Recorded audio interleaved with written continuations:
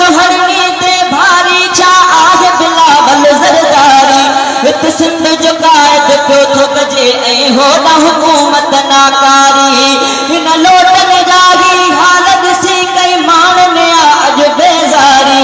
हिते या तेरा संद ख़िलाफ़ वई हुते जलसो कराची का पारी हिते या तेरा संद ख़िलाफ़ वई हुते जलसो कराची का पारी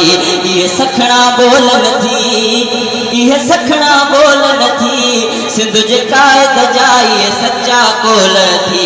सिंध जे क़ाइद जा ये सच्चा कोल थी अली मोहम्मद हाणे उम्मीदूं जंहिंमें सिंध सॼी जूं हंधीदूं